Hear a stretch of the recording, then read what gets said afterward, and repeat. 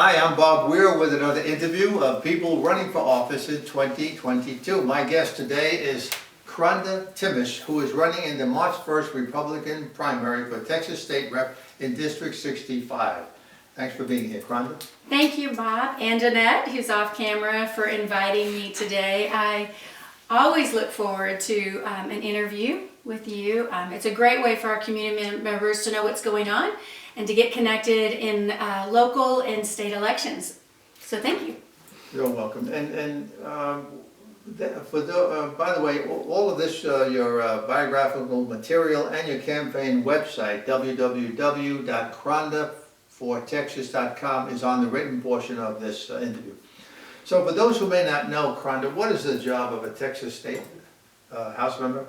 Thank you so much for asking. So I'm running for state representative, and there are 150 state reps across the state of Texas, and along with our senators make up our legislation, our legislators here in Texas, and then we meet every other year, so we meet on odd years for starting January 1st through the end of May, and we make the decisions for budgets on a voter should go before for constitutional amendments.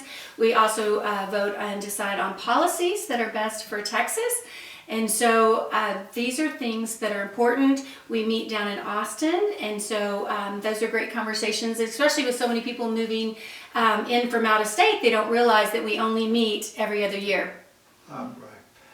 And we just had a redistricting in Texas, so it's important for everybody to check where their voting district is and what the voting requirements are, if it's mail-in voting and such. So I always advise them to check www.votedenton.gov, and that will give you answers to all your questions.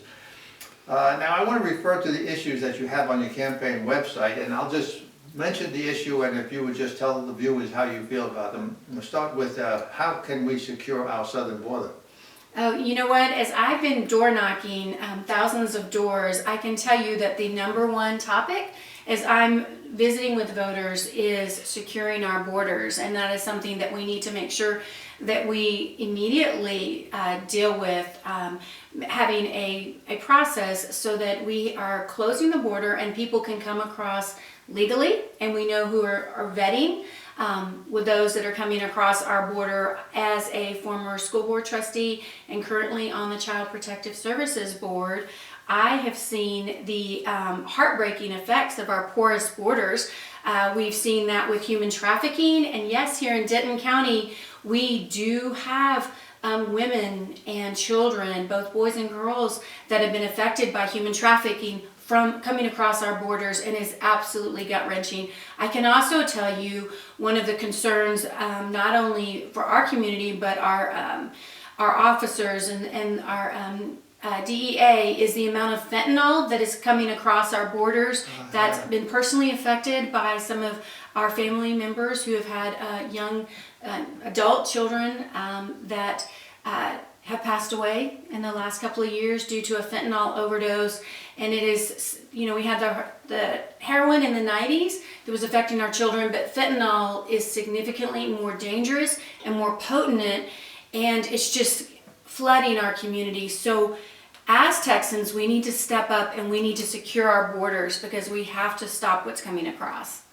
Yeah, we hear about fentanyl. There's enough fentanyl in the country already that kill everybody in the country many times over. Correct. You know, I wonder why these drug cartels that are bringing this over aren't just considered to be terrorists. You know, right. I mean, if you can kill that many people, we should take it very seriously. Oh yeah, you're talking about millions and millions of people, and it's just conversations that we need to have, because parents don't understand. You know, there's not a learning curve. Like these are one time your child's heart has stopped and you've lost that child. So we have to step up and do more. All right. How about another issue you have is supporting our police and keeping our neighborhoods safe? Absolutely. You know, I grew up riding our bikes, and Mom said, you come home when the street lights come on, and we want to make sure that our kids have those same opportunities. Again, just block walking, I can tell you our community members here, not just in House District 65, but I hear it across Denton County, we do not want to defund our police. We want to make sure that our police and our first responders have the resources they know they need to take care of our families. And we want to make sure that when you call, that you are able to have a first responder at your door in a very short period of time. In other states, 11-minute waits, 30 minutes waits, or even being put on hold, not acceptable, and thankfully not happening here in Denton County. But that again is a priority that we want to have. We want our kids to be able to, be out on the streets enjoying times with friends. Absolutely. If you can't be safe, there's no life for you. If you have no, then that means our leaders aren't doing their job if you're not safe. Texas recently passed a voting rights bill that some say restricts voting rights. Does it? Absolutely not. When I heard a funny story the other day at a chamber meeting, somebody went to pick up the dry cleaning, and their dry cleaner, to pick up their clothes, made them show their driver's license. And so if we are making sure that we have election integrity, you're showing an ID to vote, which makes it hard to cheat. But absolutely, we have longer voting times than our president does in his home state. With our early voting, great information, the hours, so that, the first week you've got 8 to 5, but that second week of early voting, it's 12 hours. Ask anybody that's worked at a polling location or election judge or clerk. We're giving you 12 hours to be able to come in, and so many companies allow for you to come in during your lunch break or take off, so that it is very easy to vote here in Texas, and I'm proud of that. Absolutely. If you really want to vote, there's ample opportunities to vote. So. Including mail-in, which again you can go to votedenton.com, although voter registration ends today. Yeah. Okay, and another issue on your website is protecting taxpayers.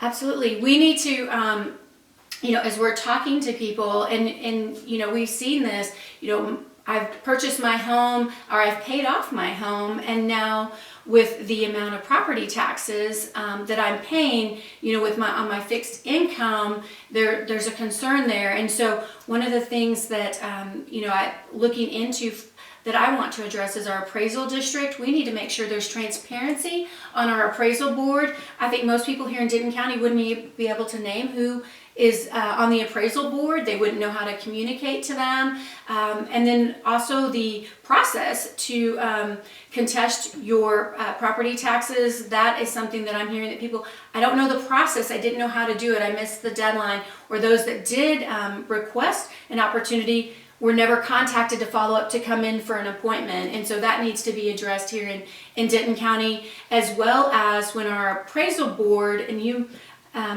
I may know this, they're sending out an official looking letter requesting what you paid if you're a new homeowner, but yet it doesn't say this is not required, this is optional. And we need to make sure there's transparency when there's something being sent out from our appraisal district that says, we're just asking for this, which I'm not sure that they should be doing that, but if they do, it needs to say it's optional, not required, because people think the letter's required.